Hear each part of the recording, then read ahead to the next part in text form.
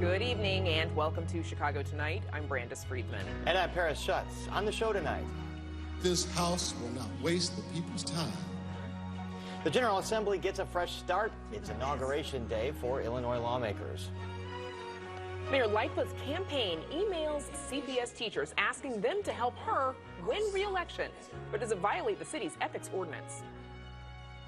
A new bill could soon allow Chicago principals to unionize, what it could mean for schools going forward. Is a federal agency trying to ban your gas stove? We dig into the heated debate. The Chicago Public Library is celebrating 150 years of sharing its stories. For me, I found my identity or my voice through my art. And a Pilsen street artist introduces us to a graffiti character that's taking center stage in his first solo exhibition. For some of today's top stories, Mayor Lori Lightfoot's campaign sent an email to CPS teachers asking them to encourage students to help her win re-election in exchange for class credit. WTTW News exclusively got the email sent from Megan Crane, listed as Lightfoot's deputy campaign manager. It suggests that teachers ask students if they wanted to vote 12 hours a week to help the campaign in return for credit through its, quote, volunteer program. The email reads in part, quote, "We're simply looking for enthusiastic, curious, and hardworking young people eager to help Mayor Lightfoot win this spring." The head of the Chicago Teachers Union calls the request unethical. And you can read the full story from WTTW's Heather Sharon on our website, and we'll have much more on this in Spotlight Politics. Travelers face nationwide flight delays and cancellations today following an overnight computer system outage. The Federal Aviation Administration issued a nationwide pause on departures for part of the morning as it worked to restore its system. Over 9,000 flights were either canceled or delayed across the country, according to the flight tracking website FlightAware. That includes more than 500 delays at O'Hare and Midway airports just this morning. The FAA says it's investigating what caused the problem. A former Chicago police officer won't go to prison after pleading guilty to an off-duty shooting. Joseph Cabrera gets 24 months probation instead after he pled guilty on a charge of recklessly discharging a firearm. Cook County prosecutors say Cabrera shot at the victim and missed in 2020. Lawsuit later filed by the victim alleged Cabrera was visibly intoxicated and smelled of alcohol during the incident, and that he was still legally drunk when his blood alcohol level was tested 4 hours later. A major private equity firm takes control of the Chicago Board of Trade building. Crane Chicago Business reports the investment giant Apollo Global Management has hired a Chicago developer in an attempt to revamp the landmark building.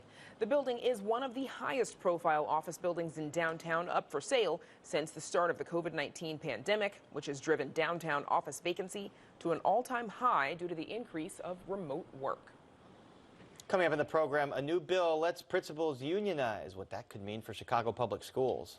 But first, a new batch of state lawmakers take office today. Amanda Vinicky is live in Springfield right after this. Chicago Tonight is made possible in part by Alexandra and John Nichols, the Jim and Kay Mabey family, the Polk Brothers Foundation, and the support of these donors.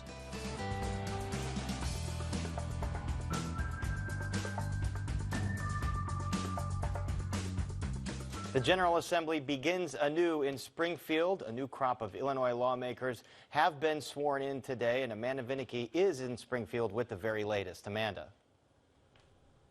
Yes, Paris, it's a fresh slate in Springfield, at least as far as legislation is concerned. And there are also a lot of fresh faces. Illinois' new General Assembly has more Asian American members, also the first Muslim elected to the General Assembly, 23-year-old Nabila Saeed. And in the House, more Democrats than ever were sworn into office today, led by Illinois' first black House Speaker, Emanuel Chris Welch, who was sworn into a second term as Speaker in the position by his wife, Judge Shantae Rains Welch. Mr. Speaker, are you ready to take the oath of office for the House? And when I say the House, we mean She means the house under the Golden Dome, the State House, not the Welch family home in suburban Hillside. Speaker Welch says that there is a lot of work on his agenda, rewarding, he says, work, not wealth, rebuilding Illinois' fiscal health, making Illinois communities safer. And he says, yes, that does mean investing in the police, but also attacking the root causes of crime. And he says this always has to be done with a priority on equity. Equity in healthcare, equity in education, equity in workplaces, and yes, also equity in our judicial system. When we say the Pledge of Allegiance, it ends with justice for all. Justice for all means all. Welch signaled pride at the swelled ranks of House Democrats, up 78 to Republicans' 40 members. But he also aimed to signal a tone of bipartisanship, saying that he will work to find common cause even with those who he disagrees. Because disagreement is healthy. Those who choose discord, those whose blind allegiance to extreme ideology that would dismantle our fundamental institutions, those who would derail the work people have sent us here to do, they will find that this House will not waste the people's time on any of their games. Meanwhile, the new House Minority Leader, she's the first woman elected to lead a House caucus, and you can see her in the front row wearing a green dress, says that she was elected to restore and to rebuild Republican ranks. Leader Tony McCombie says Democrats' dominance and one-party control is putting Illinois at risk. She says families are leaving because of Democrats' policies and the growing size of government. Our system of checks and balances between our co-equal branches of government is unbalanced and unhealthy for us all, Republicans, Democrats, and independents. We have an opportunity with leadership changes to reimagine what we expect from our state government. With their supermajority plus, Democrats do not need any Republican votes to pass legislation.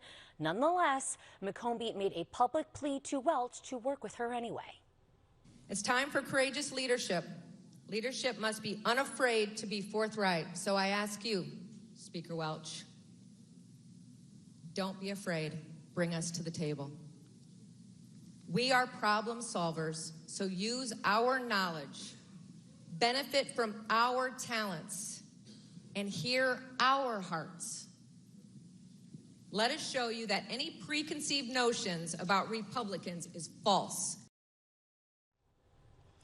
Illinois senators likewise took their oath of office today in a historic setting, the former Capitol where President Abraham Lincoln once served as an Illinois lawmaker. There is also turnover in the Senate's Republican leadership, with Senator John Curran of Downers Grove now the top Republican. Curran signaled a similar tone really to McCombie, saying that democracy is best served, he said, when policies are crafted by two parties rather than unilaterally. Regardless of the letter next to our name, we are all here to do one thing: create a better Illinois.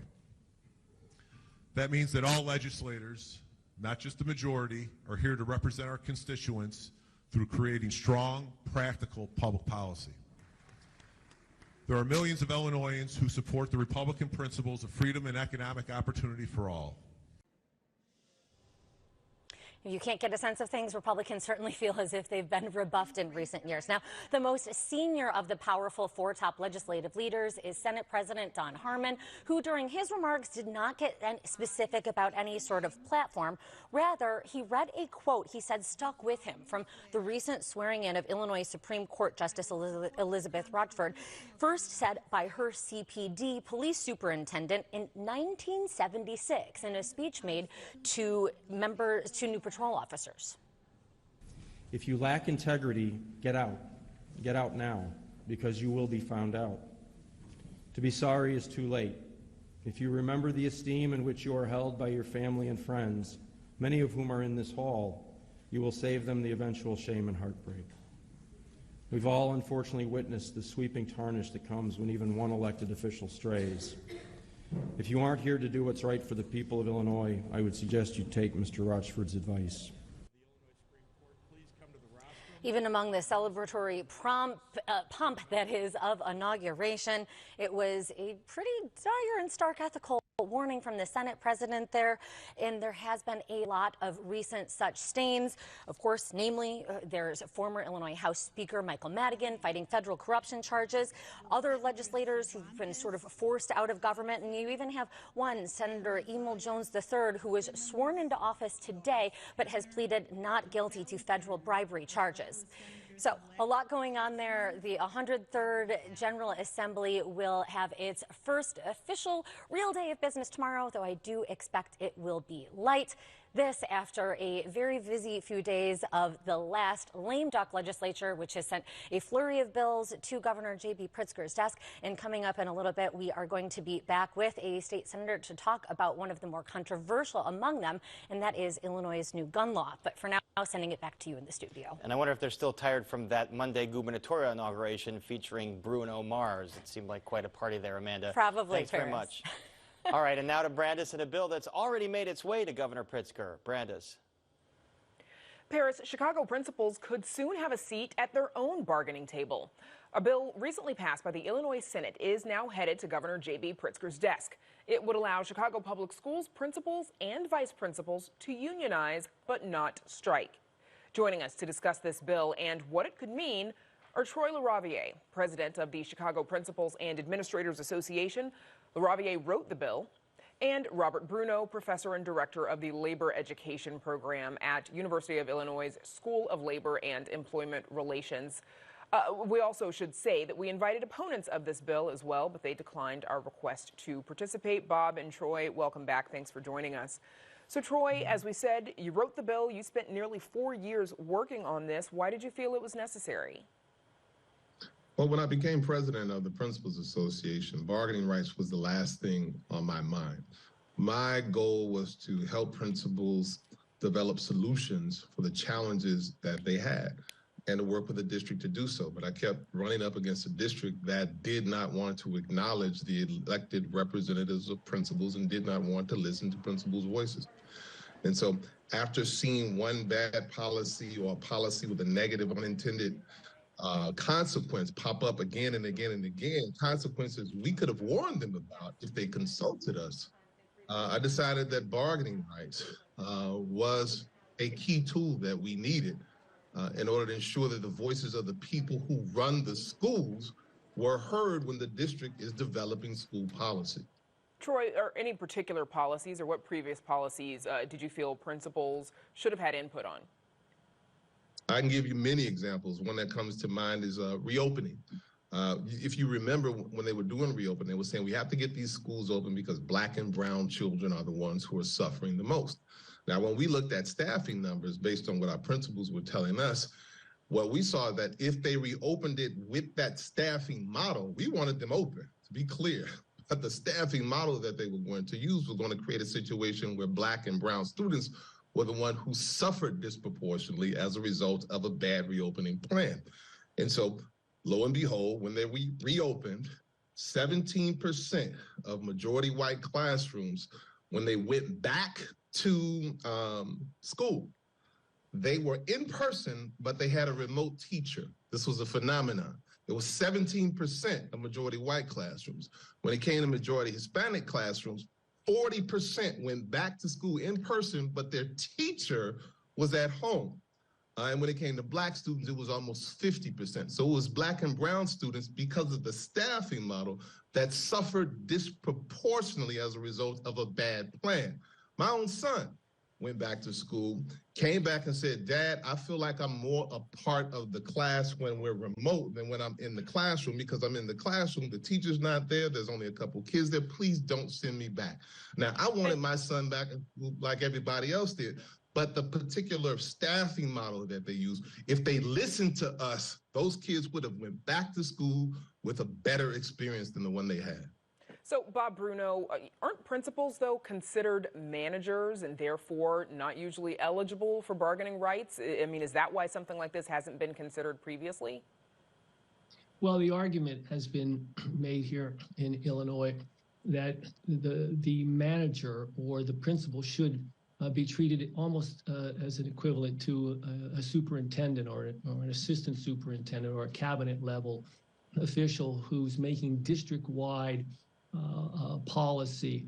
And historically, there have been debates about who is a manager, who's a supervisor. But frankly, if you're not actually setting policy district-wide, if you're not responsible for being at the bargaining table and bargaining labor relations with your teachers and the other unions, frankly, you're exposed to the same kind of wage issues, the working condition issues, terms of work, and you can in fact have some managerial responsibilities without actually being supervisors within this context, and probably have always been inappropriately excluded from having the right to bargain. And really, Chicago's behind the curve. You look at other big cities across the country, there are in fact principal associations, and they've had bargaining contracts, some for more than a couple of decades. So what the law is doing is really catching up and properly, I think, defining the principle in the school setting. Now, CPS initially opposed this bill, then became neutral, and viewers can head to our website to see the entire statement that the district has sent us. But Troy, local school councils, they have, in Chicago, they have the authority to hire and fire principals, to work with principals on their budget for their individual schools. How might unionizing change the relationship that a principal has with their LSC? I'm so glad you brought that up. Number one, the authority that they have stays the same. We made that very explicit in the bill. None of their powers can be diminished by any contract that we create with the district. But a more important thing to note is that Chicago principals are the only principals in America, and likely the only principals in the world, that have two bosses that are sometimes opposed to one another who can both fire them. That the local school council gives them a contract and can non-renew their contract. The CEO can fire them. And so you're in a no man's. We're the only folks in this position where we cannot sometimes, we want to side with our local school councils. We want to support them, but oftentimes principals are afraid to, because they're afraid of what management's going to do if you stand with your local school council.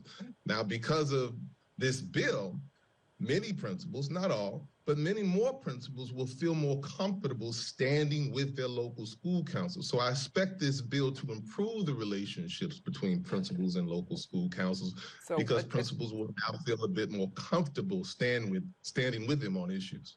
Complicated spot for principals to be in. Bob, we've got about 30 seconds left. What do you say this means for CPS going forward? Look, I think it actually strengthens the ability of the key personnel who are making these schools happen, who are providing the instruction, who are managing the school day. You're bringing those voices now to the table, and you're giving them some power and protection to speak all authentically. So I think it can only strengthen the ability of the schools to function at the high level that I think everybody intends for them to. Okay, that's where we'll have to leave it. We'll see what the governor does with it. My thanks now to Troy LaRaviere and Bob Bruno for joining us. Thank you very much. Thank you for having us. And now to Paris, and a big anniversary for Chicago's public library system. Paris. Brandis, what began in an old remaining water tower after the Great Chicago Fire has since grown to 81 locations across the city. And after 150 years, the Chicago Public Library has some of its own stories to tell. And joining us to share some of them and what's ahead for the library is Chicago Public Library Commissioner Chris Brown. Chris Brown, welcome back to Chicago tonight. Happy 150th birthday to the Chicago Public Library. Yeah, it's our birthday. It is your birthday, so we are in the official 150th year. You know, famously, the Chicago Public Library did away with late fees a couple years ago. How's that been going? It's going really well. We were the first big city library in the country, the largest city library in the country, to go fine-free in 2019. It's kind of just a testament to our city's leadership and investment in libraries. So you can look back, because it's our anniversary, you can look back to Harold Washington and his investment in our central library, the largest central library in the country, all the way to today with Mayor Lightfoot getting us fine-free. And has a big impact. When we made that change, over 100,000 youth had blocked accounts, and now they're all welcome back. So youths that had blocked accounts because they had late fees, now they can go back and check out books. Yeah. Although I might or might not have a couple books that are overdue that I'm trying to get through. So Well, now you don't have to worry about it. is that a problem, though? Are there books that you struggle to get back? No, I think it's just more about, people have busy lives, and sometimes they can't make those payments, and this is just a way of sort of making sure that everyone in our city always has access to the library in their neighborhood. All right, I'll get those books back post-haste. Thank you. Also, the city raised the library's property tax levy by a fraction a couple years ago. What has that extra funding been able to provide for the library? We've been doing a lot of investment in our collections, so we've increased our collection budget. So our materials, our books, our databases by about 30%. And that's what that's allowed us to do is to refresh children's collections in 20 libraries on the south and west sides. So just making more investments in our library materials. Yeah. And the library has been open on Saturdays for several years now. Is the funding enough where it can continue to do that? Well, we just added Sundays. That's so now right. you can come in 7 days any a week. day of the week. Largest provider of free internet access and free early literacy programs. And so now everyone throughout Chicago can go into their neighborhood library every day of the week. All right, so we mentioned it's 150 years for the CPL. What are you doing to market this year? Well, it's really a chance for us to celebrate the library story that we all have. I'm sure you have a library story, and it's a chance for us to tell that from the beginning when, as you said, we moved into that water tower, and all the way to the development of the Harold Washington Library Center, to Cindy Pritzker establishing our library foundation, and all the innovative programs for youth that we've been doing over the years. Tell us about some of those innovative programs, because you were just mentioning to me before we went on the air, Chance the Rapper went through one of your programs, and it might have been very influential on his career. Yeah, so we have a program called U-Media. It's in 29 locations, and it's a space for kids during out-of-school time to really do sound recording, to make mixtapes, to learn digital skill building. And then we've just had so many incredible alumni, No Name, Saba, and Chance the Rapper. And so they've utilized that, maybe cut some albums in there? Exactly. So that's going to be part of our story. One of the things we have planned for the 150th is a podcast with the award-winning podcast producer PRX. It'll be a chance for us to tell all those incredible stories about our city library. All right, wait, so tell me more about this podcast. When is this going to come out? This is going to come out in June. Okay. June. And just a chance to tell all those stories that people may not be aware of, and how we really created this city library together, from city leaders to Chicagoans to aldermen, and really how it's the Chicago story.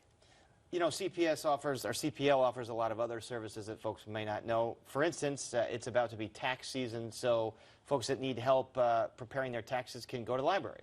Yeah, we do offer tax assistance during that time of the year, but also just lots of incredible services day to day. So our Library Foundation, they fund our Teacher in the Library program, so kids throughout Chicago can meet and get direct tutoring with teachers, making sure they all have academic success. And the city also just announced an inaugural Poet Laureate program. That's correct. So tell us how that's going to work. Yeah, so this is, we're home to the Poetry Foundation in Chicago, right? An internationally leading poetry advocate. And so we're working with them and the Department of Cultural Affairs and Special Events with Mayor Lightfoot to have our inaugural Poet Laureate. And it'll be a chance for Chicagoans to nominate poets, for poets to nominate themselves, and they'll receive the inaugural Poet Laureate will receive a $50,000 grant to cover those 2 years serving in that capacity.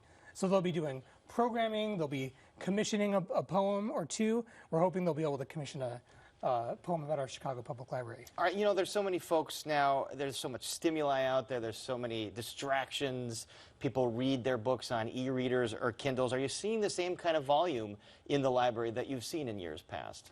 Absolutely. I think we're one of the most beloved community spaces throughout our city. 81 locations in 77 neighborhoods. The physical borrowership of materials is bigger than ever. But we've also added lots of e-content, e-books, databases, historical newspapers.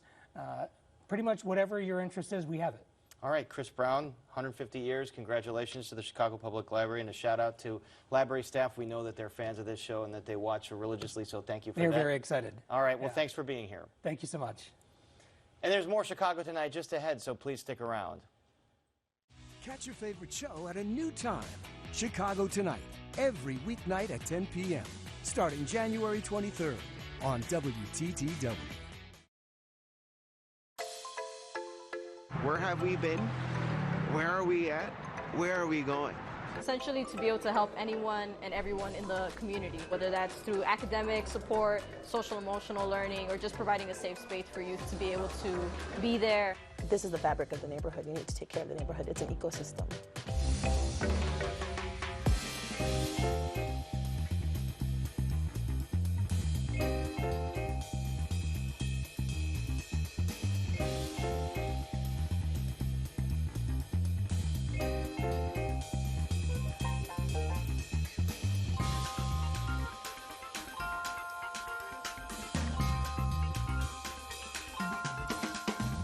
For the first time, the work of a Pilsen graffiti artist is being showcased inside at the Elmhurst Art Museum, to be exact.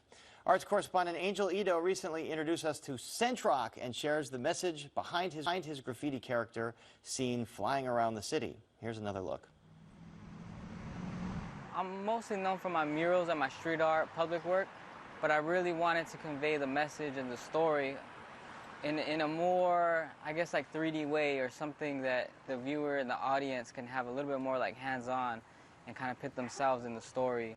It's the story of Sen signature character, Bird City Saint, that the visual street artist wants viewers to step into when visiting his exhibit, The Boy Who Wanted to Fly, at the Elmhurst Art Museum. I want the viewers and the audience to be able to put themselves in their shoes, or be able to put themselves behind that mask as well, like be able to have the idea of like freedom and escape, and understand the story of this. It's basically the story of like a young Latino who grew up in the hood, you know, this young boy who grew up in certain types of environments that really wanted to find his artistic voice and live out his dreams. It's a narrative similar to his own, but unlike his public art, the solo exhibition allows him to tell his story through several mediums, not just spray paint. In the story, you see the young boy finds it through a spray can, and that's how I found it. Like, just finding, you know, the art through graffiti and street art, I was able to find my voice. Then the second space, what I consider the character's like safe haven, his birdhouse, his tree house. You'll see sketches, you'll see his ideas, just little things that represent the character's life. And then from there, you go to his outside, his environment, because I think, you know, art can't deny the environment that it's in, so I thought that was very important. So you see a giant sculpture of the kid laying down, you see a paleta cart, then you see the paintings that kind of reflect, you know, the environment. With his environment having played such a big role in his development, Sen hopes to share Bird City Saint, who he says represents humanity, with the rest of the world. Even in my culture, like, masks are real big, you know, to represent like alter egos or empowerment or the spiritual, you know, side of things. I still want it to be, you know, a universal message. I hope people take away the idea of how, you know, this young character found his voice or found his dreams, that people can be inspired to do the same, whether it's through art or journalism or sports or, you know, whatever it may be. For Chicago Tonight, I'm Angel Ito. You can see Sen The Boy Who Wanted to Fly, at the Elmhurst Art Museum, which has now been extended to February 12th. Brandis. Paris still to come on Chicago Tonight. Amanda Vinicky is live in Springfield with a GOP lawmaker on the new and controversial bills signed into law. Our Spotlight Politics team on the ethics of the Lightfoot campaign, asking CPS teachers to offer students course credit to work on the mayor's re-election campaign. And gas stoves come under fire. Is a federal agency trying to ban them, and what studies show about potential health risks? But first, some more of today's top stories. No one was injured in a fire at a chemical plant that occurred this morning in LaSalle, Illinois, about 2 hours southwest of Chicago. Officials say first responders arrived at Karis Chemical Plant around 8 this morning in response to a report of a structure fire at the facility. The LaSalle police chief says all workers were evacuated from the plant and have been accounted for. Officials say they contained the fire by this afternoon. Promontory Point on the South Lakefront inches toward city landmark status. The Commission on Chicago Landmarks is set to hold a preliminary landmark recommendation hearing tomorrow. City landmark status would give the site safeguards against demolition of its features like the point's limestone stair-step revetment. Conservationists have spent more than 20 years trying to protect that limestone. Bought a Mega Millions ticket yet? Because the jackpot has grown to the second largest prize in history. An estimated $1.35 billion with a B dollars is up for grabs after there was no grand prize winner last night. The only Mega Millions jackpot larger than this one is the $1.53 billion that was claimed in South Carolina back in 2018. The odds of winning? 1 in 302.6 million. Still not stopping people from taking their shot. The next jackpot drawing will take place Friday. And now back to Amanda Vinicky, who's been following the action in Springfield and joins us with more. Amanda. Yeah, Brandis, have not bought a ticket yet, but you telling me that story sure makes me want to. Anyway, I am, as you noted, in the Illinois House chambers, which were empty today because inauguration took place somewhere else. But we are going to have, again, a new 103rd General Assembly with a flurry of activity, I am sure, all starting tomorrow. We did reach out to Senate Democrats, by the way, to try and get their perspective, but even with their supermajority ranks, none were apparently available this evening.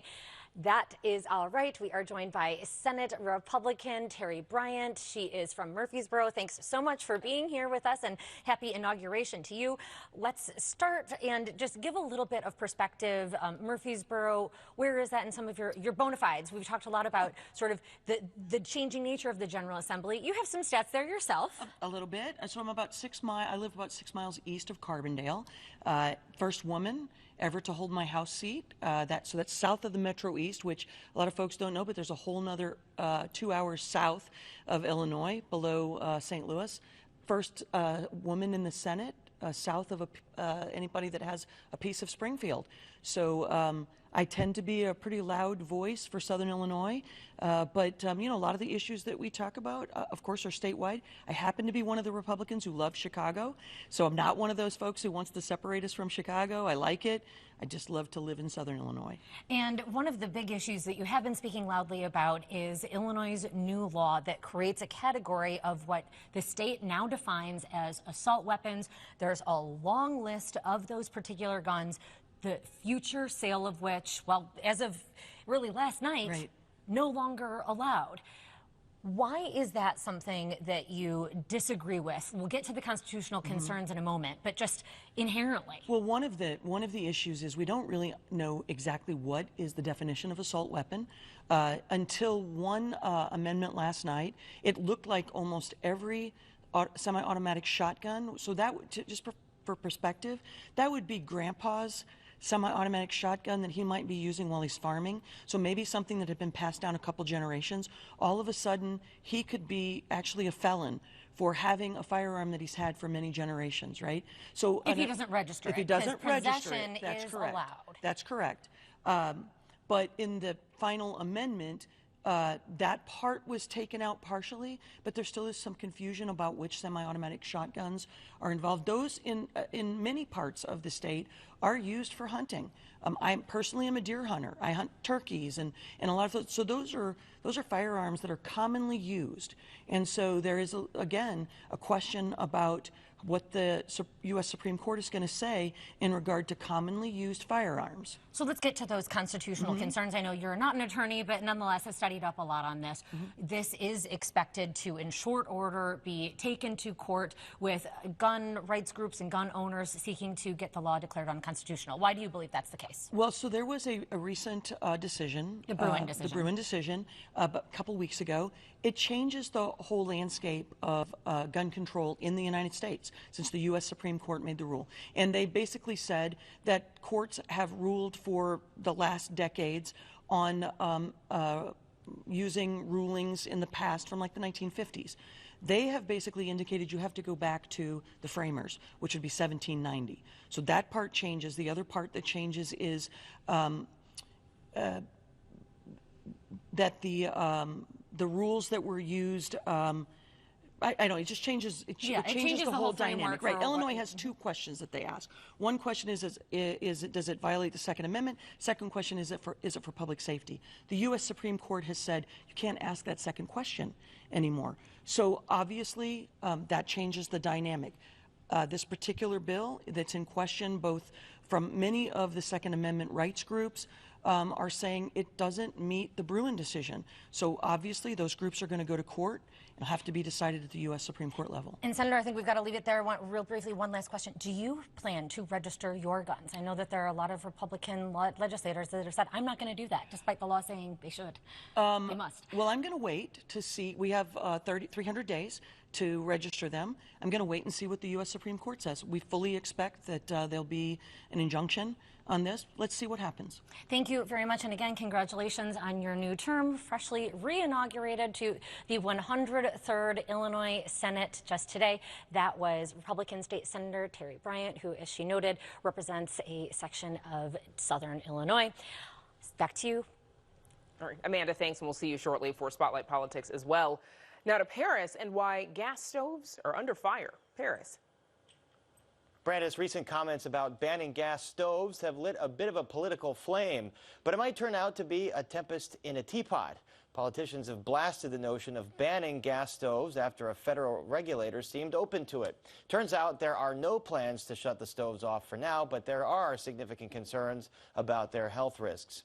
And joining us to explain all of this are Dr. Ravi Callahan, professor and deputy chief of pulmonary and critical care medicine at Northwestern University School of Medicine, and Seth Whitehead, executive director of the Illinois Petroleum Resources Board. Welcome both of you back to Chicago tonight. Dr. Callahan, I'll start with you. So about a third of U.S. households have gas-powered stoves. First, remind us why the Consumer Product Safety Commission might float the idea of regulations on them in the first place. Well, thanks for having me, Paris. It's actually not new information that gas-powered stoves emit chemicals, fumes, vapors, gases that can be hazardous to one's health. There was a recent study, however, that said that about 12% of childhood asthma is attributable to exposure to gas-powered stoves, so it perhaps rose in attention.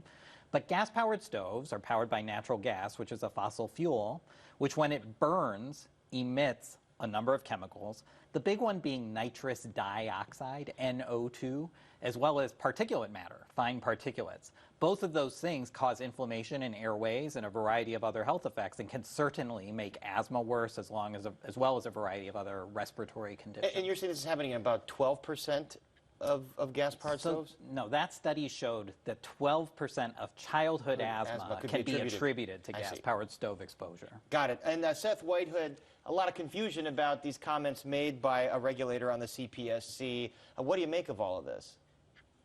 Well, the study referred to just a moment ago is actually a literary review. It's basically a comprehensive review of past studies, but it didn't include the most comprehensive global study on this issue to date, the International Study of Asthma and Allergies in Childhood.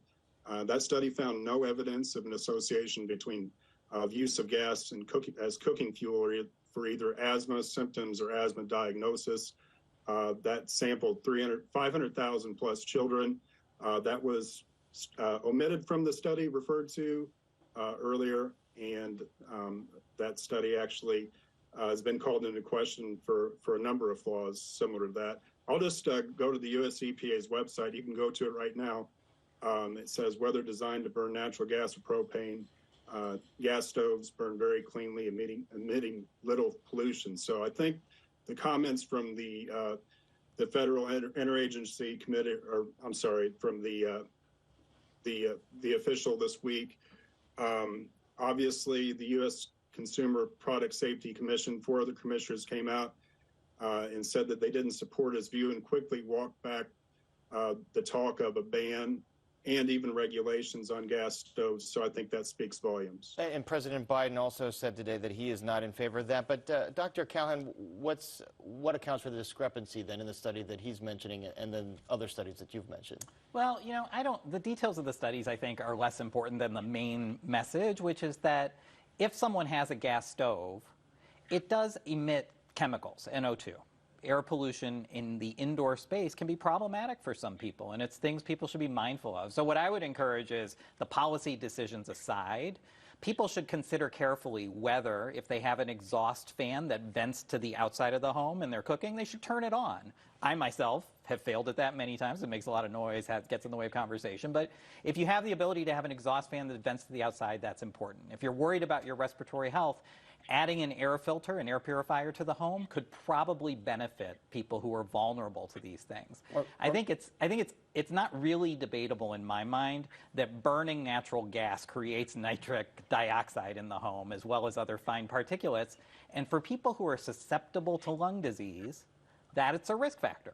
There are a variety of other risk factors that create asthma in a human. They have to be vulnerable somehow. There could be a number of things. But adding one more thing to the equation certainly doesn't help, and being mindful of that is good for people's individual health. Certainly good tips to know, or perhaps opening the window in better weather. We do have to clarify again that the agency says they are not considering a ban or regulation of gas stoves. The agency's chair said, quote, research indicates that emissions from gas stoves can be hazardous, and the CPSC is looking for ways to reduce related indoor air quality hazards.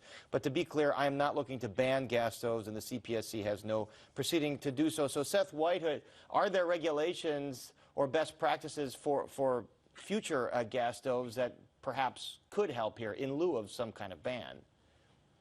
Well, I agree that proper ventilation is a simple solution for the emissions that do exist. But what is important to understand that the mere presence of these emissions doesn't necessarily indicate that there are levels that would cause a health risk. There's actually more emissions from cooking the food itself. The food itself, nearly 17 times more emissions. So definitely no ban is necessary. Any sort of common sense regulations or standards for future gas stoves, if they make sense, if they're reasonable, I don't think that's any issue at all.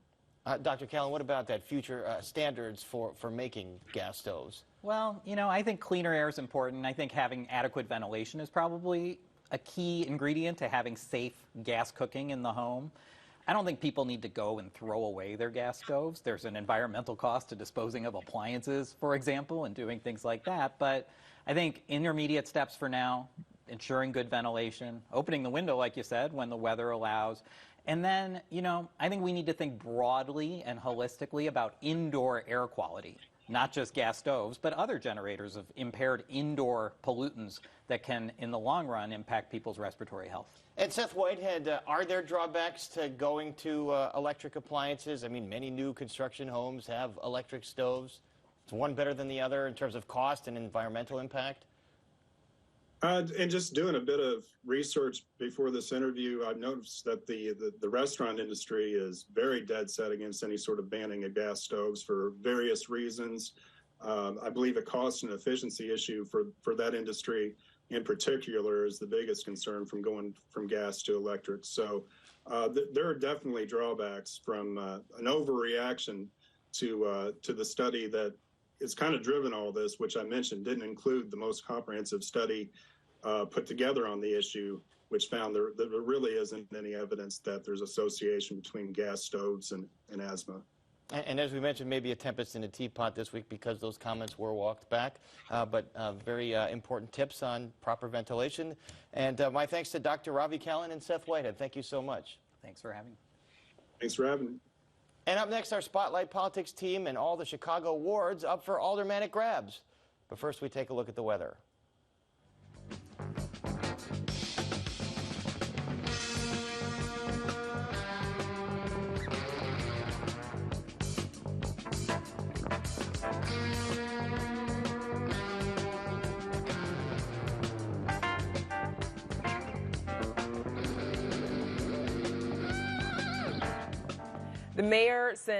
The mayor's campaign sends a controversial email to Chicago public school teachers, and the hot button bills signed into law in Springfield. Here with all that and more is our Spotlight Politics team, Heather Sharon, Paris Schutz, and of course Amanda Vinicky. So let's get to the news of the night first. Mayor Lightfoot's campaign sent some CPS teachers an offer to CPS kids, or an offer for CPS students to earn course credit if they volunteer with her campaign Heather, you broke this story almost 3 hours ago. What's going on here? Well, the city's rules are very clear. You cannot use public resources for campaign purposes. And that was why when these emails started flying, it looks like at about noon today, there was a big reaction from teachers saying, how is this okay? So we started reporting it, and their instincts were correct. These emails are not allowed to be sent to cps.edu emails because those are for work purposes only.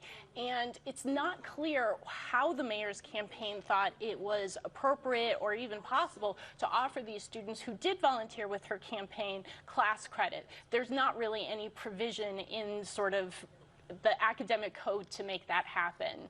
So, and that brought a swift backlash. And it's saying explicitly in this email, we want young people to come help Mayor Lori Lightfoot win another term. Explicitly in this email that also offers course credit and is going to teachers' public accounts. Paris, does this pass the ethics sniff test? Well, as Heather said and Heather's reported, it seems to not pass the ethics sniff test by the CPS's own ethics standards. But let's not forget, as Heather also points out in the story, several months ago, the Board of Education, appointed by Mayor Lightfoot, moved to fire teachers that brought their students down to a protest on the South Side against a scrap metal recycling company. They're saying that's getting them too involved in politics here. Let's also not forget that the Chicago Teachers Union is incredibly political. They are incredibly opposed to Mayor Lori Lightfoot, and they have their own candidate, Brandon Johnson. So it's hard to understand what the campaign was thinking, sending this email to teachers, not thinking that teachers would kind of jump on this and say, ooh, we kind of have something to use against Mayor Lightfoot now. Heather, what's been the fallout since this happened? So the mayor's campaign has issued 3 statements in the 2 hours since we reported the story. First, they told me that this was an effort to get students engaged in the democratic process and to teach them about civic engagement. Then the second statement said, out of an abundance of caution, we will cease contacting Chicago Public Schools teachers. And then finally, so far, the third statement says this was not appropriate, it will stop, and we will respect the wall between political activities and public activities. When you are putting out that number of statements in that short period of time, it means you have a significant political problem on your hand with less than 50 days before voters go to the polls. We'll see if they issue another statement before the show Heather, ends. probably an ethical issue. Probably another ethical issue as well. I mean, this just doesn't stop at politics. When you have, of course, sharks in the water, it is during a campaign. Certainly there will be some, I'm guessing, some allegations filed, and so this could certainly lead to more than just electoral trouble for the Lightfoot campaign and the mayor herself. Well, I think ethics complaints have already been filed. Yes, I would expect that as well. Yes. Yeah, So obviously exactly. This is gonna keep walking. Something we'll keep hearing from Heather about, certainly. But Amanda, I want to come back to you in just a second because the state's new gun law was signed in the waning hours of the lame duck session. Here's what the governor said. Getting something complicated and major done often requires some compromise and working with people. It's never perfect what comes out of a legislative process. I think all of the folks in the legislature behind me would say that. But this is one of truly the strongest and best assault weapons bans in the entire country. Amanda, how soon might something like this be challenged by the gun lobby? Oh, right away. I mean, this is not as if it was unexpected. You still have to dot your I's, cross your legal T's, but the expectation is that there will be some lawsuits filed in a matter of days. Certainly sometime next week is the expectation. Now, when crafting a gun bill like this, obviously lawmakers are trying to make sure that it is constitutionally airtight. Are they convinced that this language is going to pass muster? Well, they said so. So first of all, by the way, Pritzker, in answering that question about compromise, was talking about a major component that was taken out, and that is because we've had mass shootings, unfortunately, carried out often by those who are in their teens, but the FOID age, that's basically Illinois' gun license, remains at 18 instead of going up to 21. As you heard with Senator Bryant, this is really a ban on the future sale of guns that are classified as assault weapons, and that is a term that gun owners take umbrage with, period. They say that that the inclusion of guns such as AR-15s, that those are really, really common, and right there they say is a flagrant violation. That said, when asked about these constitutional concerns, Governor Pritzker and the others who drafted this bill say that they did keep in mind, I'm sure, of course, political considerations, also all of the demands from those who have been victims of crimes and mass shootings that say that this has to stop. But also they said, yes, they did write this with an eye toward any sort of constitutional concerns, particularly that Bruin decision from the U.S. Supreme Court. But can I add in, there's a case in Maryland right now, a similar bill about assault weapons that is making its way through the courts. It's been remanded down to the appellate court. It's eventually going to go back up to the Supreme Court. We really don't know what the law is, but because we don't know how this Supreme Court is going to interpret that law. When they interpret that law, we'll have a much better idea of whether this law is going to be constitutional. So, Amanda, there's another hot-button bill on abortion and gender-affirming care. Let's start with the abortion part of the law. What does it do? So what this does is really, it is meant to make Illinois, which is already a safe haven for abortions, particularly versus neighboring states, even more so. And it does so by providing protections to those who come from states where it is illegal and then either receive an abortion or perform one. And it helps, for example, to give temporary licenses to doctors, nurses, say, who aren't licensed in Illinois but are in Wisconsin, so that they could cross borders and perform any sort of medical work here.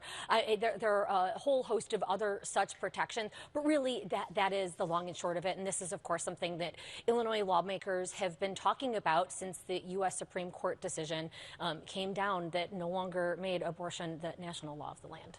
Heather, there's, of course, the gender-affirming care piece of this legislation as well. What does it do, and what were some of the concerns raised by Republicans? Well, this was really the big difference between the Illinois House bill and the Illinois Senate bill, and it was a little bit of a hiccup in the waning hours of the lame duck session. This would essentially protect people who travel from states like Texas and Florida that ban gender-affirming care to Illinois to get the care that they've decided that they need, and to prevent their doctors from facing sort of criminal penalties in those states or, you know, being investigated. This is very similar to an ordinance that's now in the books in Chicago, so now the city and the state are aligned. Okay, so back to city news and the campaign, of course. It's official. There are 9 candidates vying to become Chicago's mayor, and a new ad touts Mayor Lightfoot's crime credentials. Take a look. You wouldn't know it by watching the news or listening to the haters. But on crime, Mayor Lightfoot's got a plan. She's putting more police on the streets and getting more guns off them. When it comes to new strategies, new technology, Lightfoot's invested more than any mayor. Those are facts. Anyone that says there are simple solutions is lying. Paris, are voters buying this? Is this an effective ad? I don't know whether it'll have an effect on voters, but it is an acknowledgement from the Lightfoot campaign. They know full well that her 2 main weaknesses are on crime and then the general perception of how she leads. So it's the age-old political strategy of trying to turn your biggest weakness into a strength. Can she pull it off? That is one tall order. Okay, so we've also got another veteran alderman who's calling it quits. Heather, who and why is he pulled out now after submitting petitions? Alderman Roberto Maldonado will not seek re-election, even though he collected the petitions. He got on the ballot and pretty much at the 11th hour pulled out. We're not quite sure why. He didn't answer questions from reporters. He did post a lengthy statement on his website that basically said that he didn't take it lightly, but that it was the time to make a change. This means Humboldt Park, the ward including Humboldt Park, will be up for grabs with a number of candidates, including former B96 DJ Jumpin' Julian Perez, which I know we all have fond childhood memories of. It's got to be the funnest name on the ballot, on the ballot as So, well. so no Eddie and Jobo No at Eddie this and time? Jobo, yes. But as you just saw on the map on the screen right there, this is the latest veteran alderman to sort of join this exodus. It means that whoever wins in February and then in potentially a runoff in April, the city council will be very different come May. Well, and to that point, you know, there are a total of 16 wards up for grabs. Paris, we've got about 30 seconds. How different is city council going to look? Vastly different, and you're going to lose a lot of institutional knowledge. Ed Burke is going to be gone. Tom Tunney is gone. Maldonado, as you mentioned. And so it could be a free-for-all. The question is it going to veer more toward the democratic socialist style of governance, or will it veer a little more toward the right? There are candidates running that are a little more pro-business than some of the incumbents, that are a little more pro-police than some of the incumbents. That'll be the question. All right, February 28th is when we're going to find out. That's Spotlight Politics. Thanks to Amanda Vinicky, Paris Schutz, Heather Sharon. And we're back to wrap things up right after this.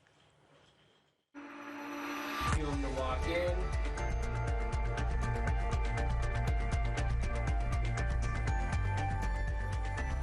Mike Q. Good evening and welcome to Chicago Tonight.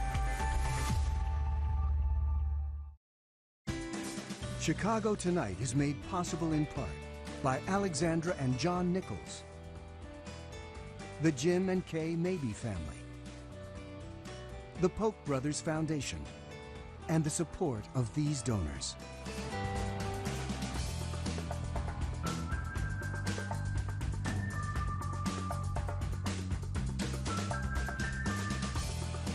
And that's our show for this Wednesday night. Don't forget to stay connected with us by signing up for our daily briefing. And you can get Chicago Tonight streamed on Facebook, YouTube, and our website, WTTW.com/news. You can also get the show via podcast in the PBS video app. And please join us tomorrow night, live at 7. Revisiting the site of Martin Luther King Jr.'s historic protest in Chicago's Marquette Park neighborhood. And the new leader of the University of Chicago's Institute of Politics, former North Dakota Senator Heidi Heitkamp. Now, for all of us here at Chicago Tonight, I'm Brandis Friedman. And I'm Paris Schutz. Thank you for watching. Stay healthy and safe. Good night.